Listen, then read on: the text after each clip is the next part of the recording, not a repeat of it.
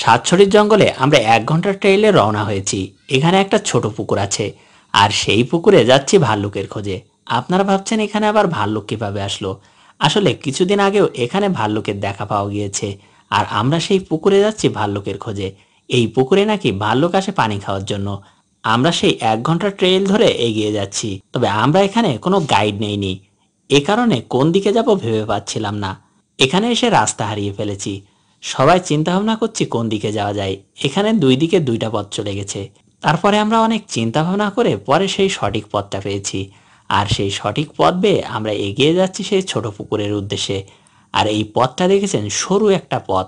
বর্ষার সময় এপাশ দিয়ে হয়তো পাহাড়ের পানি যাওয়া আসা করে, আর এখন যেহেতু শীতকাল আমরা এই পথ দিয়ে এগিয়ে যেতে পারছি।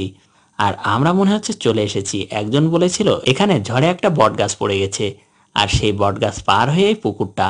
আমরা সেই হেলানো বটগাছটা পার হয়ে সেই পুকুরে চলে এসেছি। আর এই হচ্ছে সেই ছোট পুকুর। এখানে আসে বিভিন্ন ধরনের জীবজন্তু পানি খাওয়ার জন্য। এটা একেবারে জঙ্গলের গভীরে, এই কারণে এখানে অনেক কিছু দেখার সম্ভাবনা আছে। আমরা এই পুকুরের ধারে চুপচাপ বসে আছি, আর চারিদিকে বিভিন্ন ধরনের শব্দ শুনছি।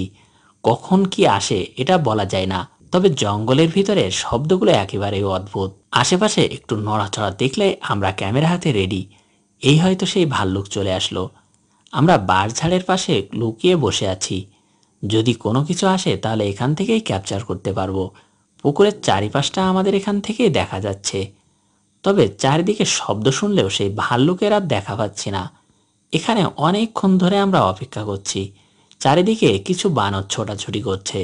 আসলে এই বানরগুলো জঙ্গলে সব জায়গায় আছে, আর এরাই চারিদিকে বেশি শব্দ করছে।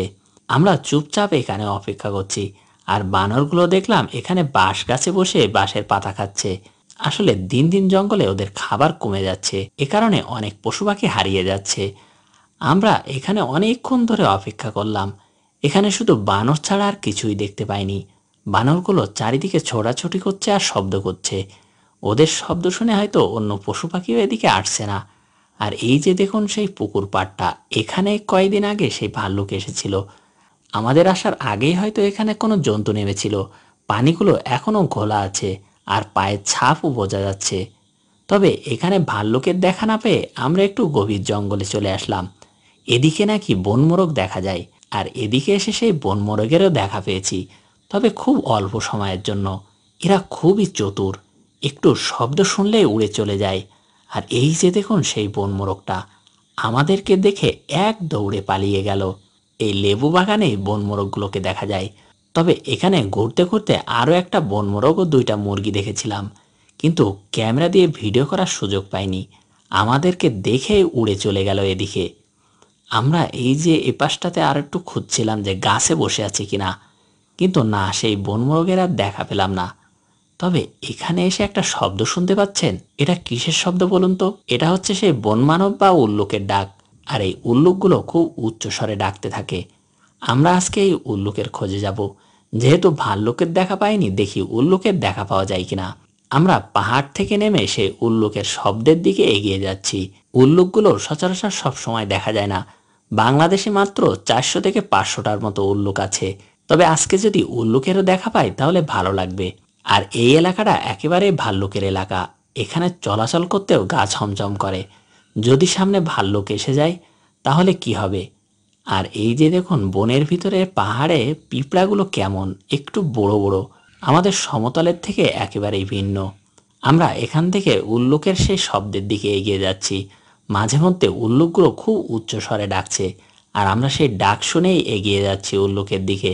দেখি সেই উল্লুকের দেখা পাই কিনা। আর কিছু কিছু এলাকায় পাহাড় থেকে একেবারে ঢালু জায়গা, নামতে গেলে বেশ অসুবিধা হয়। আর শুকনো পাতার শব্দ একেবারে গা ছমছমে। ভয়ে ভয়ে আমরা আস্তে আস্তে এগিয়ে যাচ্ছি।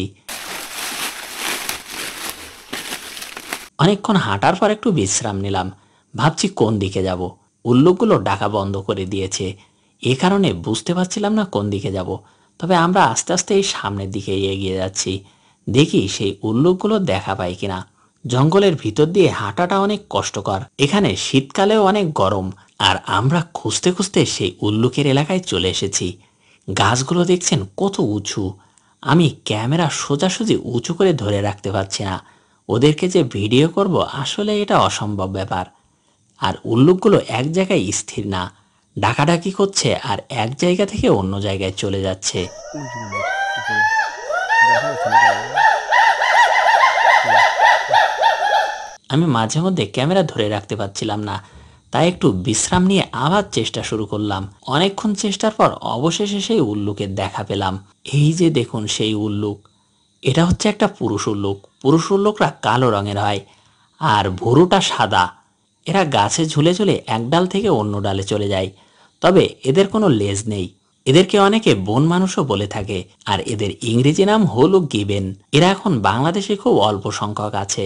এই যে দেখুন কিভাবে লাফিয়ে লাফিয়ে এক ডাল থেকে অন্য ডালে চলে যাচ্ছে। আমরা যে টারজানের গল্প শুনেছি এটা অনেকটা এমনই। এরাই মনে হচ্ছে প্রকৃত সেই টারজান, এক ডাল থেকে অন্য ডালে ছুটে ছুটে চলে যায়। আমরা ওখান থেকে ভালো ফুটেজ পাচ্ছিলাম না, এ কারণে একটু পাহাড়ের উপরে উঠছি, দেখি একটু ভালোভাবে ওদের ভিডিও করা যায় কিনা। কারণ ওরা গাছের অনেক উঁচুতে বসে আছে আর আমরা নিচ থেকে ওদেরকে দেখতেই পাচ্ছি না।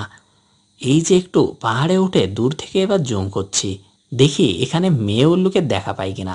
এই যে দেখুন বলতে বলতে সেই মেয়ে উল্লুকের দেখা পেয়েছি, আর ওর কোলে একটা বাচ্চাও আছে। মেয়েরা সব জায়গায় চিল্লায়ে জিতে যায়, আর এখানেও তেমনটা হয়। এ কারণে এদেরকে বন মানুষ বলা হয়। এদের মানুষের সাথে অনেক মিল রয়েছে। আমি চেষ্টা করছিলাম ওদের ভালো কোনো ফুটেজ নেওয়ার জন্য। এখানে মোটামুটি উল্লুকটা আমাদের দিকে একটু তাকিয়েছে, তারপরেও ওদের আরও ভালো ফুটেজ আমি সংগ্রহ করব এজন্য চেষ্টা করে যাচ্ছি। জঙ্গলে ভিডিও করাটা অনেক কঠিন কাজ, তবে আপনাদের দেখানোর আনন্দটা আমার এই কঠিন কাজকে সম্ভব করে। আর এই যে দেখুন অবশেষে তার একটা ভালো ফুটেজ পেয়েছি, খুব কাছ থেকে মোটামুটি ভালো দেখতে লাগছে। আর এটাই হচ্ছে সেই সুন্দর উল্লুক। এরা দিন দিন আমাদের দেশে কমে যাচ্ছে। এর পিছু পিছু ছুটতে ছুটতে আমি খেয়াল করলাম এই উল্লুকটা খাবার খুঁজছে, আর খাবারও পেয়ে গেছে।